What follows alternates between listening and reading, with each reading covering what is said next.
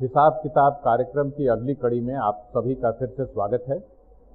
हम चर्चा कर रहे थे कि झारखंड राज्य को बने हुए लगभग 15 साल हो गए हैं। 15 साल में जो हम लोगों ने यात्रा की वो यात्रा कैसी रही, हमने क्या सबक सीखा और इससे फ़ायदा लेके आगे और तेज़ी से हम इस विकास यात्रा में कैसे चले, इस पर चर्चा भविष्य में होने वाली है। जो विषय हमेशा आता है जिस पर चर्चा नहीं हो पाती है, क्योंकि हम लोग छोटी छोटी बातों के बारे में बोलते हैं, लेकिन एक मुख्य मुद्दा रहता है कि स्थायी सरकार यहाँ नहीं बन पाती है। और ये एक पूरे देश में देखा जा रहा है कि जहाँ पर असेंबली का स्ट्रेंथ छोटा है, यानी जहाँ पर 70 एमएलएज हैं, 80 एमएलएज हैं, 90 एमएलएज हैं, तो वहाँ बहुत समस्या होती है स्थायी सरकार देने में। और ये चर्चा हर जगह हो रही है कि नंबर ऑफ सीट्स राज्य में बढ़ाया जाए। तो इसके बारे में हम लोग जानना चाहेंगे कि ये तो बड़ी अच्छी बात है कि आज के दिन में स्थायी सरकार हमारे यहाँ है झारखंड में, लेकिन भविष्य में भी हर बार जब इलेक्शन हो तो प्रबल संभावना हो कि हमारे पास स्थायी सरकार हो। इसके लिए क्या यह सुझाव दिया जा सकता है? क्या सारी पार्टियां मिलके ये एकजुट होकर ये कह सकती हैं कि जो हमारा स्ट्रेंथ है असेंबली का उसको बढ़ाया जाए? बाबूलाल मरांडी। मैं समझता हूँ कि हर झारखंड वासियों की इच्छा है कि भाई यहाँ 81 विधानसभा है तो कम से कम आगे बढ़ा करके सीटों को 150 की करनी चाहिए जी। और इसके पीछे का मेरा अपना जो बार बार मैं इस तर्क को कहता हूँ कि इसलिए नहीं कि अस्थायी सरकार, इसलिए क्योंकि यहाँ आप देखेंगे समाज में बिल्कुल भिन्न भिन्न जाति मजहब ऐसे लोग यहाँ रहते हैं जी। और सबों का विधानसभा में प्रतिनिधित्व नहीं हो पाता है। अब जैसे ट्राइबल में भी अगर आप देखेंगे जी तो जितना 30-32 की संख्या में जो सूची है तो उसमें संथाल है, मुंडा है, उरांव है, हो है जी, ये 4 ट्राइबल थी उसमें प्रतिनिधित्व करते हैं, बाकी नहीं कर पाते हैं। उसी प्रकार से जो शेष सीटें हैं जो अनरिजर्व पहाड़ियाँ हैं, वही में कर तो बाकी लोग नहीं कर पाते। उसी प्रकार से अन्य जातियों में भी जो वोट की जिस प्रकार से पैटर्न जो चल पड़ा है तो आप देखेंगे वहाँ भी कुछ एक लोग प्रतिनिधित्व कर पाते हैं, कुछ एक जाति समूह के ही, तो बाकी हर लोगों को प्रतिनिधित्व नहीं मिल पाता है। जब विधानसभा की सीटें अधिक होगी, 150 की संख्या होगी, तो मैं समझता हूँ कि निश्चित रूप से क्षेत्र ऑटोमेटिक छोटा होगा।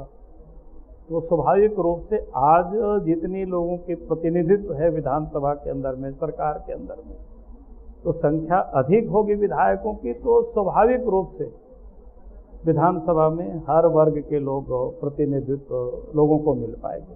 मरांडी जी का कहना है कि संख्या बढ़नी चाहिए। संख्या केवल इसलिए नहीं बढ़नी चाहिए कि स्थायी सरकार हो, क्योंकि स्थायी हो भी सकती है, नहीं भी हो सकती संख्या बढ़ने के बाद भी, लेकिन इनका ये कहना है कि हर वर्ग को और हर लोगों को एक मौका मिले नेतृत्व देने का, सरकार में हिस्सा लेने का, एमएलए बनने का। उस दृष्टिकोण से भी संख्या बढ़नी चाहिए। अब हम जानना चाहेंगे माननीय अर्जुन मुंडा जी की राय। जो संख्या की दृष्टि से कम है वैसे राज्यों में थोड़ी सी समस्या उभरती है जी। तो हो सकता है ये एक समाधान का रास्ता हो कि संख्या अधिक होने से उसी ढंग से जनप्रतिनिधि चुन के आएंगे, मेजॉरिटी की गवर्नमेंट, स्पष्ट जनादेश प्राप्त होगा। तो ये कहा जा सकता है, लेकिन ये भी नहीं कहा जा सकता है कि कई ऐसे जहाँ पर अधिक संख्या वहाँ पर भी हैंड असेंबली होती है। तो यह तो जनता पर भी बहुत सारी बातें निर्भर करती है, लेकिन कुल मिलाकर के आबादी की दृष्टि से जब हम देखते हैं तो जो मापदंड तय किया गया है उसके अनुसार हमारे राज्य के आबादी के अनुसार संख्या बढ़नी चाहिए। ये बात ध्यान में रखते हुए अनुशंसा की गई है। श्री सीपी सिंह जी, आपके विचार के साथ साथ हम लोग ये भी जानना चाहेंगे कि झारखंड की विधायिका ने इस प्रस्ताव को पारित करते हुए केंद्र सरकार को अग्रसारित कर दिया है, केंद्र सरकार को भेज दिया है। तो अगर इसको हमें प्राप्त करना है इस लक्ष्य को, तो सरकार के लेवल पर केंद्र सरकार से भी बातचीत करके कि कौन सी बात है जिसके चलते देरी हो रही है, थोड़ा उसको परसू करके आगे बढ़ाने के लिए कोई कदम उठाए जा रहे हैं यहाँ? नहीं, देखिए ये तो सारे लोग जानते हैं कि 2026 तक जी सीट बढ़ने की कोई संभावना नहीं। क्यों? क्योंकि इसके लिए पहले ही प्रावधान कर दिया गया है कि 2026 तक किसी भी राज्य का ना सांसद का सीट बढ़ेगा, ना किसी राज्य का विधानसभा का सीट बढ़ेगा। ये 2026 तक है। अब इसमें संविधान में संशोधन या जो सारी प्रक्रियाएं करने के बाद ही होगा। अब ये बात सही है कि हमारा झारखंड विधानसभा ने प्रस्ताव पारित करके भेज दिया है और बीच बीच में इस पर राजनीति भी होती रहती है, तो मैं उस पर अब नहीं जाता हूँ। मैं भी इस बात से सहमत हूँ कि झारखंड राज्य की भौगोलिक दृष्टि को देखते हुए, क्योंकि यहाँ की जो विधानसभा सीटें हैं जी, आप देखेंगे तो गोवा वगैरह में 30-32 हजार पर एक विधायक बनता है और हमारे यहाँ तो 6-6 लाख पर एक विधायक बन रहा है। उदाहरण के लिए सबसे बड़ा यदि विधानसभा है इस राज्य का तो बोकारो है। बोकारो जी, क्षेत्र की दृष्टि से देखेंगे तो डाल्टनगंज का जो विधायक है जी, वो डाल्टनगंज से सतबरवा से लेकर जी, और भंडरिया तक उसका चला जाता है, गढ़वा से आगे भंडरिया तक उसका विधानसभा क्षेत्र है। दूसरा ये चीज़ है, लोगों की अपेक्षाएं बहुत ज़्यादा है झारखंड में। जो मैं महसूस करता हूँ रांची शहर का विधायक, रांची विधानसभा का विधायक होने के नाते जी, छोटी छोटी चीज़ों के लिए भी लोग अपेक्षाएं बहुत रखते हैं। भौगोलिक दृष्टिकोण से और संख्या के दृष्टिकोण से और एमएलए पर जो इस संख्या के चलते दबाव बढ़ रहा है उसके भी दृष्टिकोण से इस पर आगे कार्रवाई होनी चाहिए, ये विचार थे माननीय श्री सीपी सिंह जी की। सुप्रियो जी, आपकी राय भी हम लोग जानना चाहेंगे कि आपकी क्या राय है, संख्या में वृद्धि होनी चाहिए या नहीं होनी चाहिए? देखिए, संख्या में वृद्धि हो लेकिन स्पिरिट के साथ छेड़छाड़ ना हो, क्योंकि यही डिलिमिटेशन कमीशन का हम लोगों ने विरोध किया और नॉर्थ ईस्ट के साथ साथ केवल हम लोग झारखंड को कंसीडर कर दिया गया था कि वो डिलिमिटेशन से बाहर रहेगा और जो कहा कि हाँ 2025 तक यही स्टेटस को रहेगा। 2025 तक 26 में पुनर्विचार होगा, फिर से डिलिमिटेशन कमीशन बनेगा। देखिए, विधानसभा ये एक पॉलिटिकल इशू भी और विधानसभा का प्रस्ताव केंद्र सरकार के पास जाना या उसको लेके बहुत ज्यादा ये कॉन्स्टिट्यूशनली वायबल नहीं, क्योंकि पार्लियामेंट और गवर्नमेंट जी मिलके एक कमीशन बनाता है। वो पॉपुलेशन के सेंसस के ऊपर में इलेक्शन कमीशन से भी उसमें राय ली जाती है और जाके जब कमीशन बनता है तो उस कमीशन को ही एकमात्र अधिकार है। अर्जुन ने ठीक कहा कि हम लोगों के यहाँ चूंकि प्रोटेक्शन है, शेड्यूल का प्रोटेक्शन, जी, तो आप यदि ये बहुत जरूरी है कि यहाँ का डेमोग्राफी पे आपका सीट्स बढ़नी चाहिए, लेकिन फिर से यदि स्पिरिट के साथ छेड़छाड़ होगा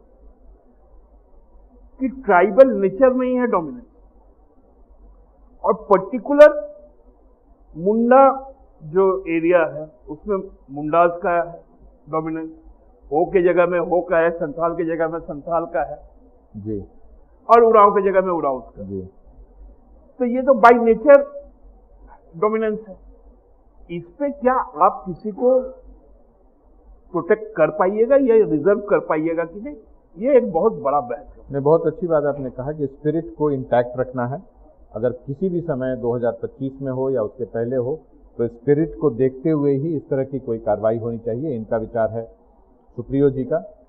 एक बहुत ही महत्वपूर्ण मुद्दा जो झारखंड के जो निवासी हैं उनके दिमाग में ये घूमता रहता है, अक्सर वो सुनते हैं कि देश का 50% खनिज आपके राज्य में है, यहाँ पर पोटेंशियल है कि बहुत बड़ी बड़ी कंपनियां आ सकती हैं, उद्योग लगाए जा सकते हैं, वैल्यू एडिशन हो सकता है, लोगों को रोजगार मिल सकता है। क्योंकि जैसे ही उद्योग लगाने की बात होती है तो 2-3 मुद्दे सामने आते हैं। ये तय है कि जिस पृथ्वी धरती के नीचे में खनिज संपदा है वो मानव जाति आज नहीं तो कल कोशिश करेगा उस खनिज संपदा को बाहर निकालने के लिए।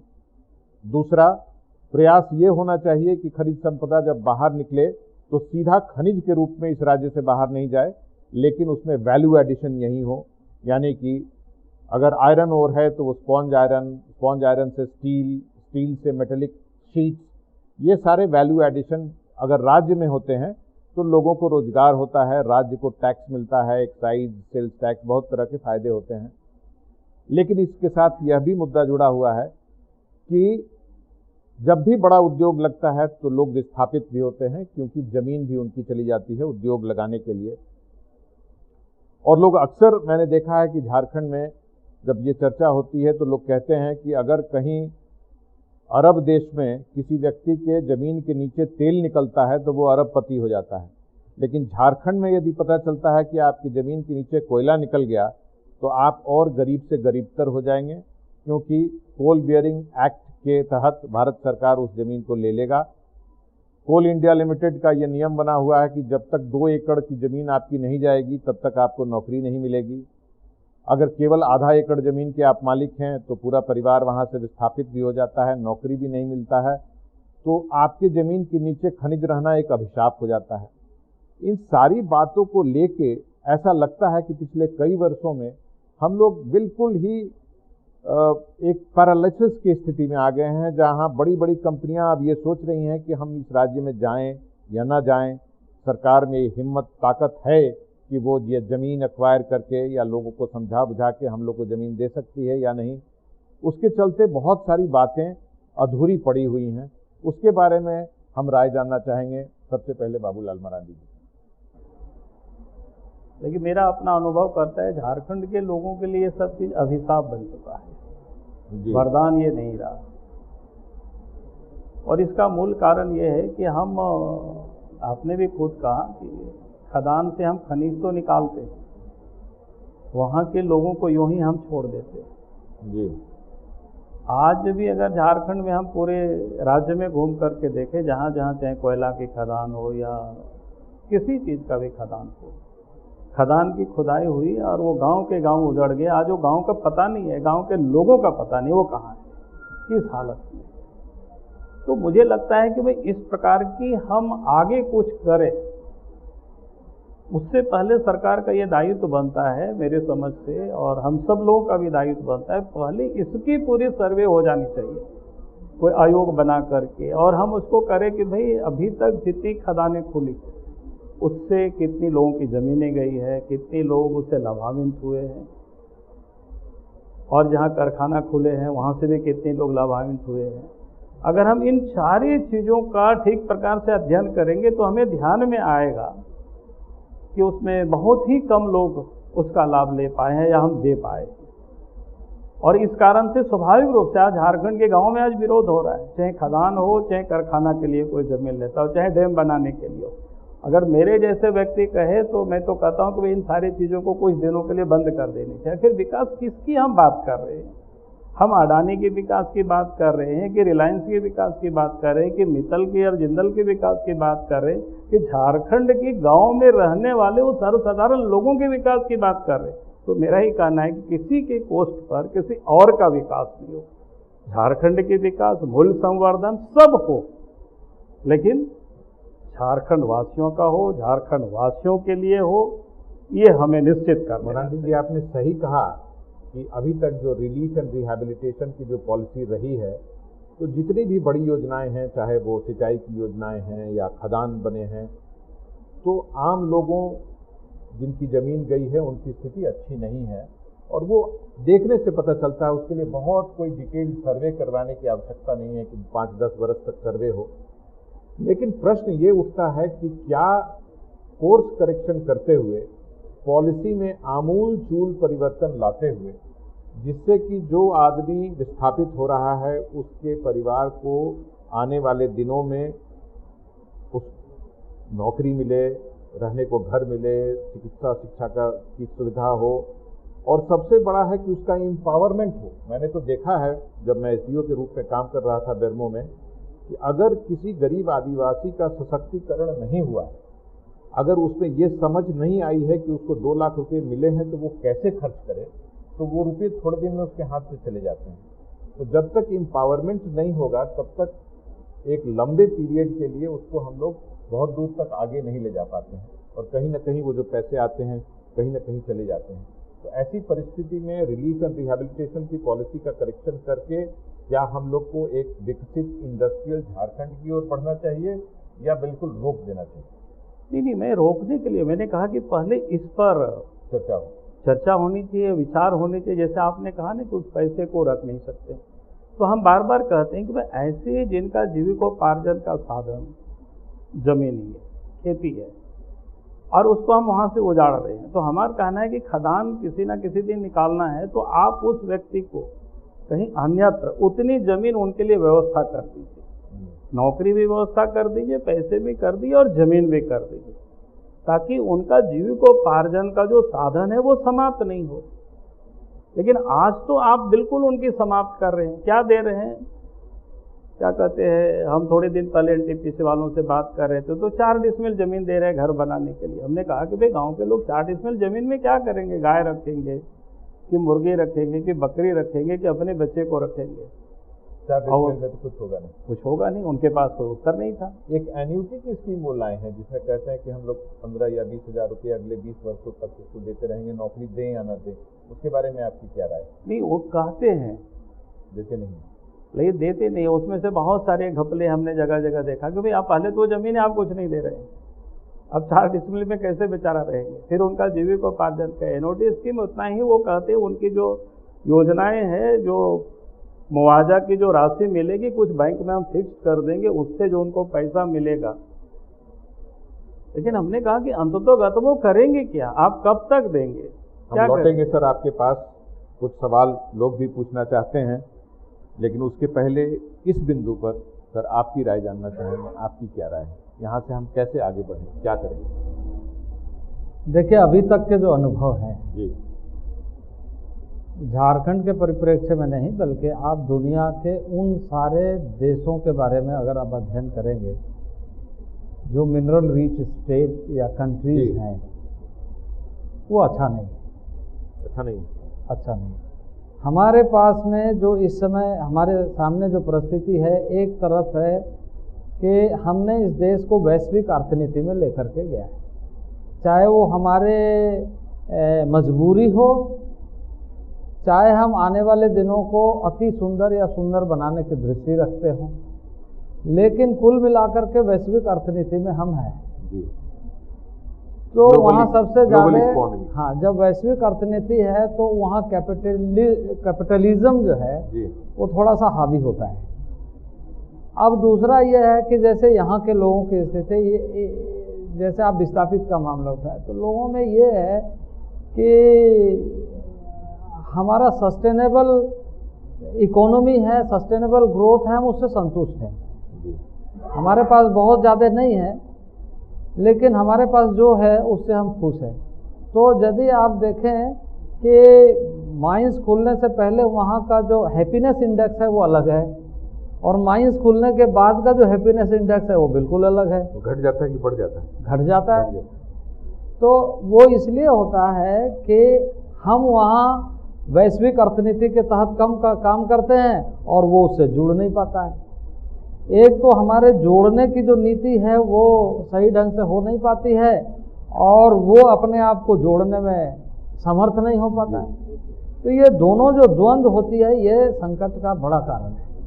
आप सरकार में हैं और सरकार में बड़ी बड़ी कंपनियां आ रही होंगी, आपके पास तरह तरह के प्रपोजल्स आ रहे हैं, आपके पास रिलीफ एंड रिहैबिलिटेशन की पॉलिसी भी पहले से बनी हुई है।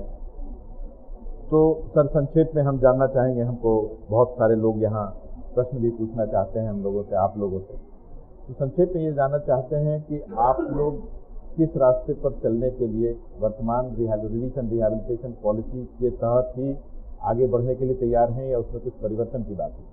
देखिए, सबसे पहले तो मैं ये बता दूँ, ये जो चर्चा अंत में आपने जो छिड़ा है ना, ये कोई 10 मिनट और 5 मिनट में होने वाला नहीं है। जी, मैं समझता हूँ। ये पॉलिसी, ये इसका मैटर है कि इसमें कई पक्ष हैं।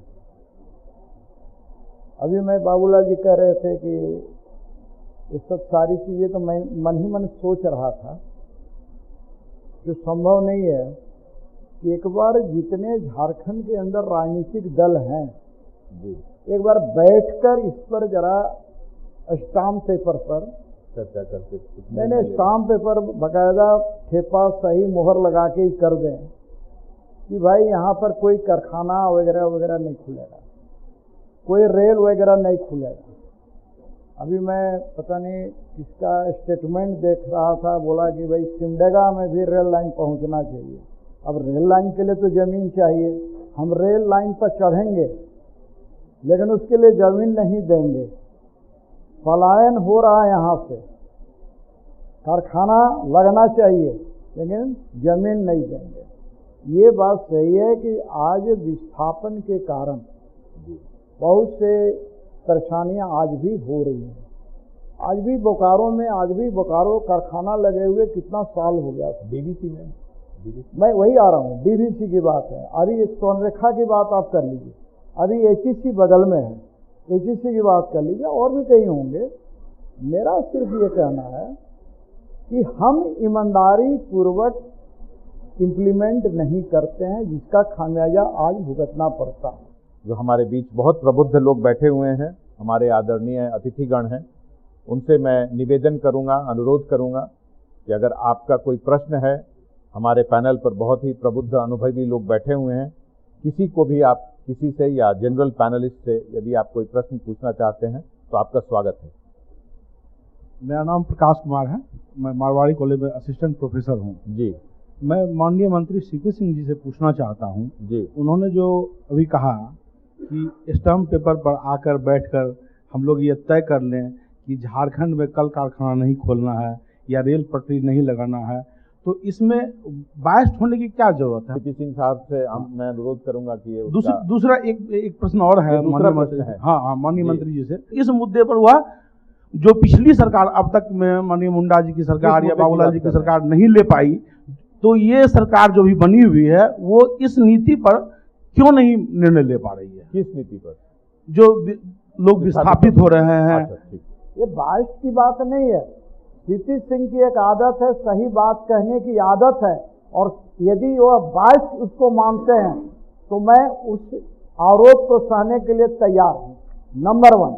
नंबर 2 कि जिसकी बात आप कह रहे हैं कि इसमें क्यों निर्णय नहीं कर ले रहे हैं, उस पर भी आएंगे। आगे आगे देखिए होता है क्या। सवाल है कि इस फाइनल डिस्कशन में सिर्फ कह देने से हम ये निर्णय नहीं कर सकते हैं।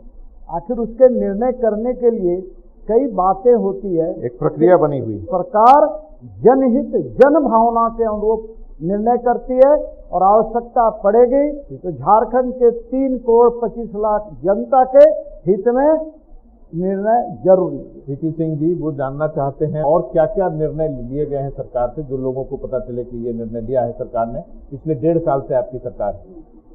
1983 के बाद रांची का मास्टर प्लान नहीं बना था जी। कहाँ 1983, लेकिन हमने मास्टर प्लान इसी सरकार में बनाने का काम किया, घोषणा भी करने का काम किया। बिल्डिंग बायलॉज नहीं बना था, हमने बिल्डिंग बायलॉज भी बनाने का काम किया। उसी प्रकार से आवास नीति आज तक नहीं बनी थी झारखंड के अंदर, हमने आवास नीति बनाने का काम किया। उसी प्रकार पर्यटन नीति नहीं बना था, पर्यटन नीति बनाने का काम किया। तो कई क्षेत्रों में हमने तुरंत निर्णय लिए हैं। कोई और प्रश्न पूछना चाहते हो तो पूछ सकते हैं हमारे जी। मैं सिस्टर जेमा टोप्पो हूँ, पुरुषलैंड कॉन्वेंट में रहती हूँ, सोशल वर्कर हूँ। मेरा एक छोटा अनुभव बताना चाहती हूँ। दिल्ली में मैं 20 साल पहले थी, सोशल वर्कर थी, और यहाँ के विस्थापित लोगों के बीच में मैं काम करती थी। और इस बीच मैंने देखा उनका तकलीफ, झुग्गी झोपड़ी में बसने वालों का ज़िंदगी आपने नहीं देखा होगा। जब मैं वहाँ का ज़िंदगी देखी तो हमको बहुत तरस आया। झारखंड के लोग, झारखंड के बहुत सारे लोग विस्थापित लोग वहाँ बसते हैं। मेरे भाइयों और बहनों, वो नरक ना बनाइए विस्थापित करके, लोगों को विस्थापित करके ना बनाइए।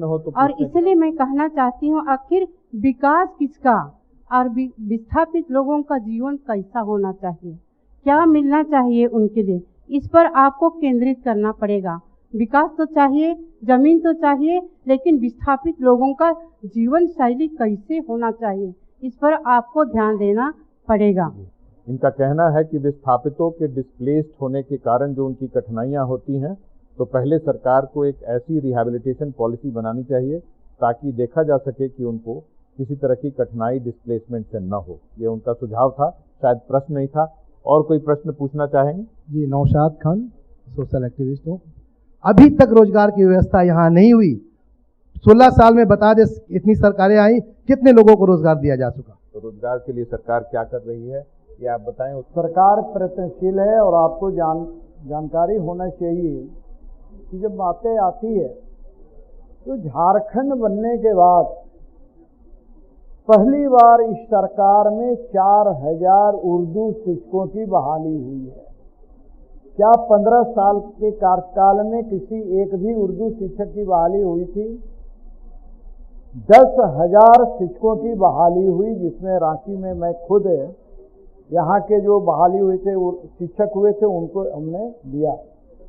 ये बात सही है कि जेपीएससी के कारण कई कठिनाइयां हम लोगों के बीच आई है। उसी प्रकार से कई बार जब हम निर्णय करते हैं और निर्णय करने के बाद आगे बढ़ते हैं तो कई तरह के व्यवधान फिर उसमें आते हैं, और कई व्यवधान जो आते हैं वो सही भी होते हैं, और कई बार कोर्ट कचहरी का चक्कर भी लगता है।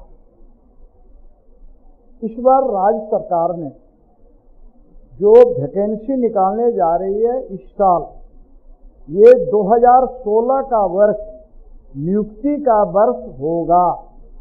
लगभग 46,000 नियुक्तियां 2016 में होने जा रही हैं। अभी हमने सिटी मैनेजर के 100 पद अनुबंध के आधार पर हम लोगों ने किया है, उसके लिए 3 साल के लिए किया है। उसी प्रकार सिटी मिशन मैनेजर के लिए हम लोगों ने किया, ऑलरेडी वो काम कर रहे हैं, सभी नगर निकाय में वो काम कर रहे हैं। उसी प्रकार से हमारे पास इंजीनियर्स नहीं थे, हमने चाहे वो रिटायर्ड इंजीनियर हों, वर्तमान में कहीं हों या बेरोजगार हों, हमने चीफ इंजीनियर से लेकर जूनियर इंजीनियर तक का बहाली करने का काम किया। स्किल डेवलपमेंट में स्किल मिशन की कैसे लोगों को हुनर प्रदान किया जाए कि वो बढ़ई का काम सीख सके, वो कोई ड्राइविंग का काम सीख सके, कोई भी स्किल अपग्रेडेशन हो व्यक्ति का, ताकि उसको बेटर तनख्वाह मिल सके, क्योंकि सरकार के पास इतनी क्षमता नहीं है कि वो सभी लोगों को नौकरियां दे सकें। स्किल डेवलपमेंट में आपकी सरकार अगर कुछ कर रही हो तो? राज्य सरकार की योजना है कि स्किल डेवलपमेंट के माध्यम से वैसा हुनर प्रदान करे जिसे नौकरी मिलने में कहीं कोई कठिनाई न हो। उस दिशा में हम काम कर रहे हैं। आज हमारे सिर्फ नगर विकास विभाग में लगभग 21,980 लोगों का ये प्रशिक्षण का कार्यक्रम चल रहा है। जो मेरा लक्ष्य है वो चल रहा है। उसी प्रकार से अलग अलग विभागों में, ये श्रम विभाग का अलग अपना स्किल डेवलपमेंट, बहुत सारे कार्यक्रम स्किल डेवलपमेंट के भी चल रहे हैं। और प्रश्न और उत्तर की श्रृंखला के बाद मुझे वो कविता याद आ रही है कि कोई मेरे हाथ में ऐसी किताब दे, उलझे हुए सवालों का सीधा जवाब दे। आप लोगों ने देखा कि राजनीतिक लेवल की राजनीति से उठ के हमारा राज्य कैसे और तेजी से आगे बढ़े, एक सहमति बनाने की आवश्यकता सभी ने महसूस की, और एक विकास की गति को और तेजी से बढ़ाने के लिए इंडस्ट्रियलाइजेशन करने के पहले एक स्टॉक टेकिंग की भी आवश्यकता है। ये सोचने की आवश्यकता है आगे विकास होना है, शिक्षा, स्वास्थ्य, पानी, बिजली, सड़क, हम सब पॉजिटिव हैं।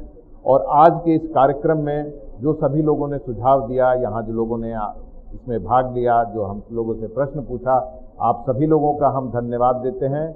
हिसाब किताब की आज की इस कड़ी में बस इतना ही। देखते रहिए देश दुनिया की खबरों के लिए APN न्यूज़।